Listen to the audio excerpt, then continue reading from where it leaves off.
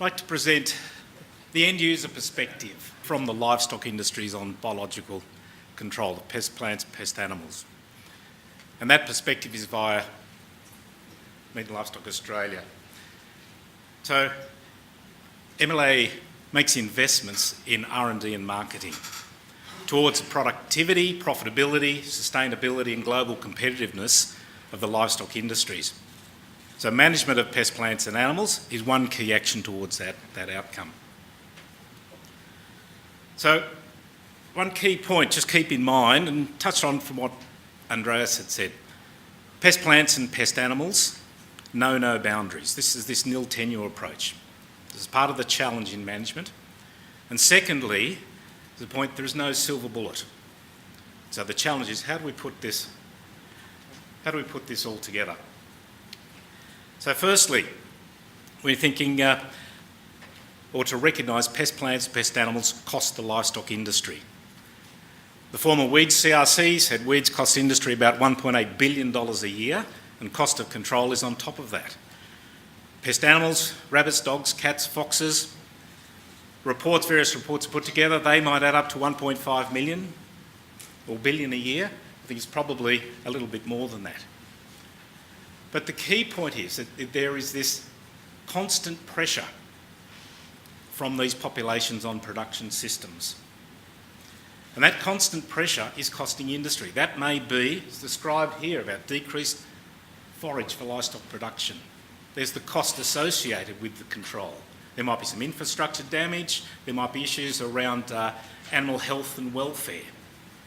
But importantly, there's impacts on the resource base, which might be loss of desirable species, biodiversity decline, and that has implications for short and long-term production. Put all of that together, there is a question around there may be issues with market access, continuity of supply, concerns about land degradation of the Australian livestock systems, or even methods of control. And as we've seen examples about toxins that are used, so we can't put livestock into certain markets. Quick hands up. Who's heard of those phrases before? 1 year's weeding, 7 years seeding, they breed like rabbits. This really captures the issue. Some weed seeds would remain viable in the soil for 2 years, up to 13 years. There's a constant pressure from the weed on production systems. And likewise, they breed like rabbits. Andreas gave the example about this constant pressure from breeding and the replenishment of the population, which puts pressure on the production systems. So putting that together, they breed, they seed. I said there's the economic challenges, but there's also, I might call the psychological challenges. As one chap said, Cameron, we're going broke controlling it, we're going broke if we don't. So there's production, resource management, and even human welfare issues. But if we stop for a moment and think about, well, what's a conceptual model about how we deal with pest plants and animals? And it might be to consider that we have a particular population density here, we make an intervention, the population's decreased, and all things being equal, we have a more desired state. In the case of biocontrol, we have an intervention here, populations build up, and they keep suppressing the population. We would see with the case of weeds in pasture systems that there is a more desirable pasture state, which is then replacing the undesirable species to improve livestock production. And if we pick up the example of the rabbit abundance index that Andreas related to, we can see that same in action, myxomatosis. Here, high numbers of rabbits, numbers decrease. But over time, and the constant challenge from reproduction of rabbits, we see basically the rabbits are winning, notwithstanding the numbers that Andreas presented about the knockdown. So we make another intervention here in the 1990s. And we see, because of the immunity, the virulence decreasing, and indeed basically success in the drier areas, but less so in the mesic environment, where the populations can build up and then replenish the other areas. Remember, pest animals have no boundaries. When we look from a weed point of view on the Portability, the seeds lasting in the soil 13 years, if we look at no control, basically we have this population of a lot of viable seeds per hectare. where we've exerted some control, populations decreased. But I draw your attention here, where we've ceased control, very quickly we've bounced back up. The pressure from seeding is back onto the livestock production system, the pasture system. So, biological control does impact on pest plants and animals, and it does that by turning the table. It provides the constant challenge back onto the target. Now, the populations are dynamic. Sometimes there's good years that assist the agents, other years it might be that assist the target plant. We'll come back to this, but the biological control agent can target that underpinning source about the population or the growth and reproduction of that population. If we come down one layer and think, well, biocontrol assists in a range of ways, think that the action can be very specific, and once those populations are built up, the impact can be sustained. But importantly, it is an adjunct to other controls, and I'll come back to that. But there is portability in the use or the application of that biocontrol. And by portability, it's meaning it can work in where chemical controls or mechanicals can't, on those rocky outcrops, where those rocky outcrops might be that constant refugia for the animal, for the weed seed, to replenish and put pressure back on the management system. So herein lies the opportunity with biocontrol. But I think the key point is this last one here, because humans are in the management process. Humans get busy. There are competing resources. This isn't just Joe Farmer, this is regulatory organisations, competition. So the human actions, or not, can then actually impact on that continuity of pressure back onto the target plant. Remember, breeding and seeding, we're saying there is a time dimension here where we have to get it right. Time in, time out. But put together, pest control is really tricky. We can think from one point we have insects, beetles, rusts, viruses. But we can also see that livestock producers have other tools in the toolbox where we could exploit species difference and the frequency and intensity of grazing by livestock to actually help assist the beneficials, the desirable pasture species, outcompete the undesirables. But we can also see how do we encourage competitive pastures with tactical use of fertiliser or cropping, tactical use of herbicides to modify the palatability of the target plant to a changed grazing approach by livestock. So all we could see is in Northern Australia the use of fire to actually address a particular issue. So these are all tools in the toolbox, but the real challenge is how do we put it together?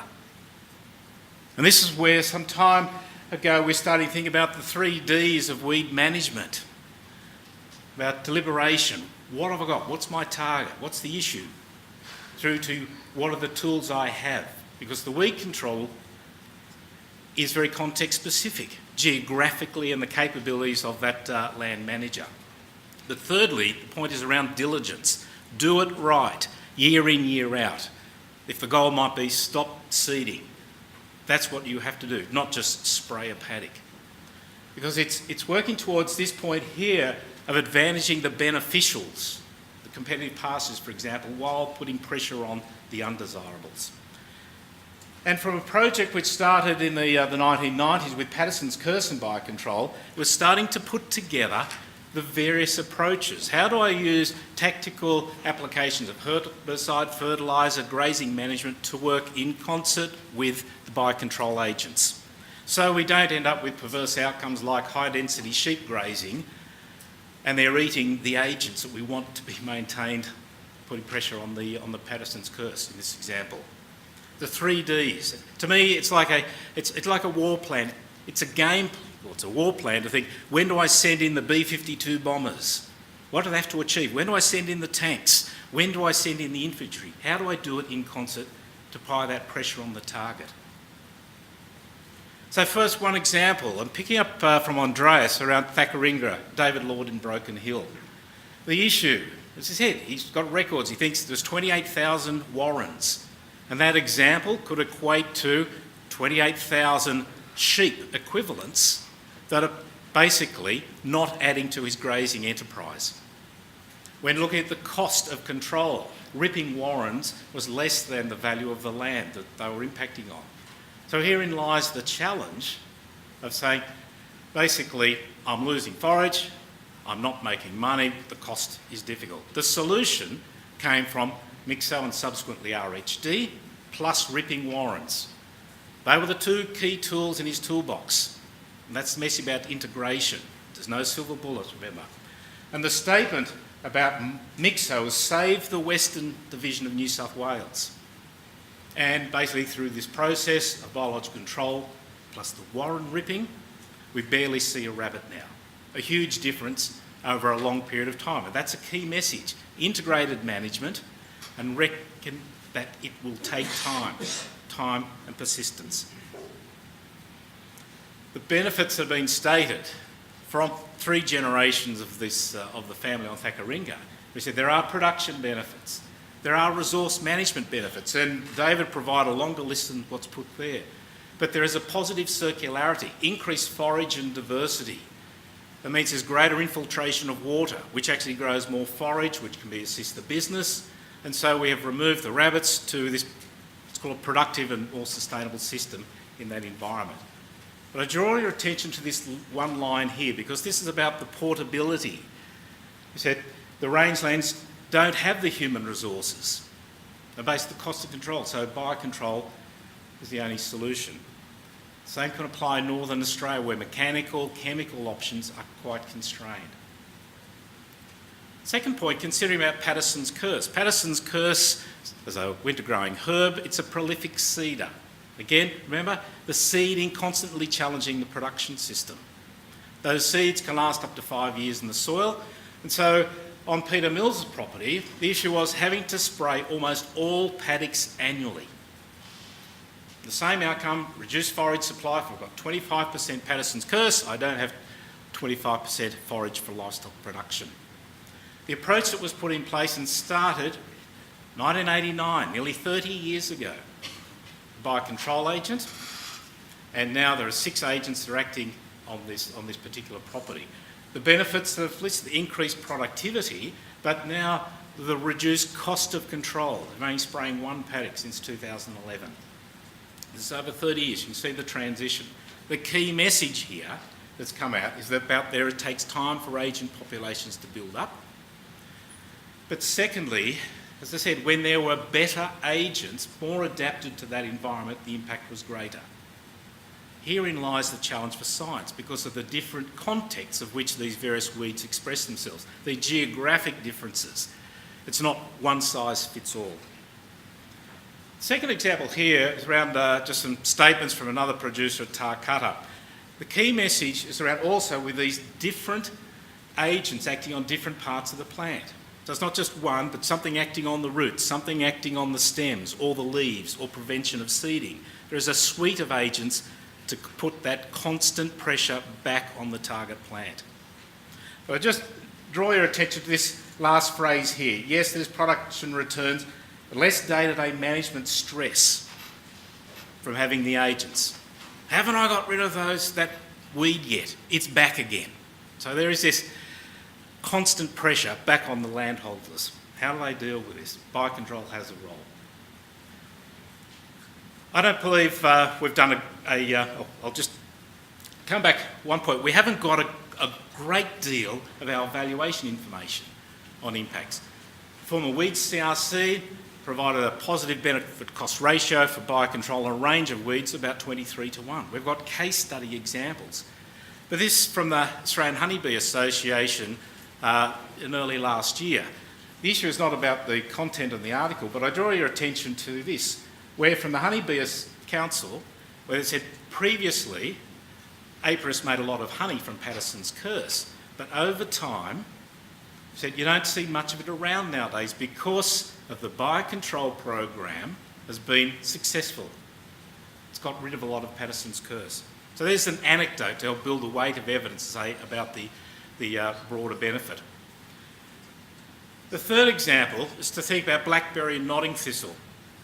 And here was the integration of goats to address blackberry infestation and nodding thistle.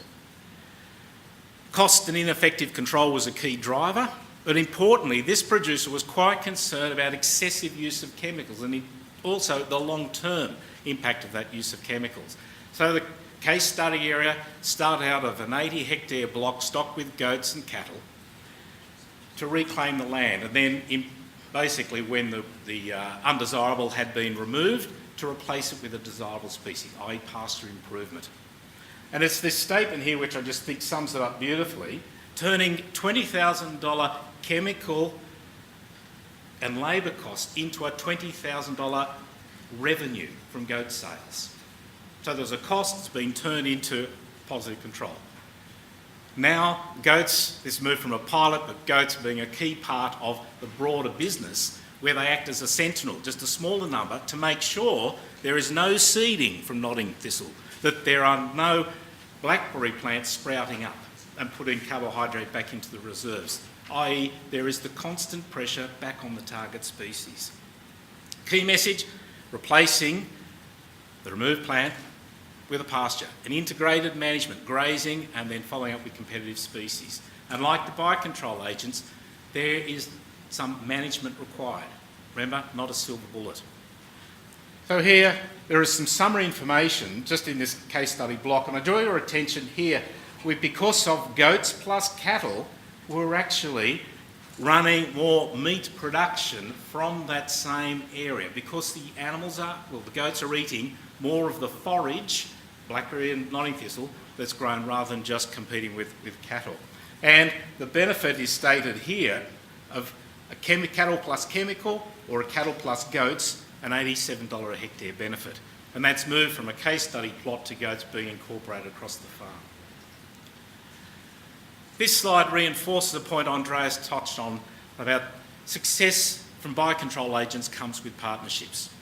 This graphic in the centre came from a project that was started in the 1990s, where the target was around on Patterson's curse thistles, blue heliotrope and horehound. More than 4,000 releases were made. 1,700 producers, advisory officers, regulatory people involved in this partnership. And I think this mirrors the opportunities into the future. And as Andreas touched on, we're turning a site, or with the calicivirus, of having 16 research sites into 600 impact sites, which actually also are research sites because they are doing the pre and post monitoring. I think into the future, we can see that model just being replicated because we are building the pipeline. We're not having this disconnect between discovery, distribution, and use at the coalface. We have all the players lined up with their specialties. And we've seen that with Parkinsonia in Northern Australia, discovery and rearing by CSIRO, working with the NRM bodies and land care and producer groups. Silverleaf nitro with New South Wales DPI, 350 sites with local government land care groups working in 3 states on best management practices. And the opportunity through funding from the Department of Agriculture and Water Resources in the Rural Profit Program, where this is being applied to Parthenium, gorse, as well as looking at a new business model. So in the future, it is this sort of approach, I think, which yields the benefit for everyone. It addresses the fragmentation, improves the coordination between these discrete work areas. So in summary, yes, the livestock industries benefit from biological control of pest plants and pest animals. There are the production benefits, but importantly, reducing cost of production, also in the management of the natural resource base, because that has short and long-term implications for the industry.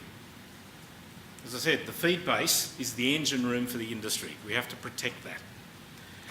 And the key means, the action is through turning the table here of putting constant pressure on the undesirables. As they breed and they seed, and how do we address this into the future? I said, it is addressing the fragmentation of the humans, of the infrastructure, of the cash towards the common endpoint. More agents in more places. You can talk about that for pest animals and pest plants, but there's a large scientific challenge in that. Integrated management is a key. There are no silver bullets, but how do we deploy the resources that we have, the tools in the toolbox, if you like? But importantly, it is just time and diligence which is critical to success, because there will be this constant challenge from those pest animals because of the breeding and the seeding towards success into the future. Thank you.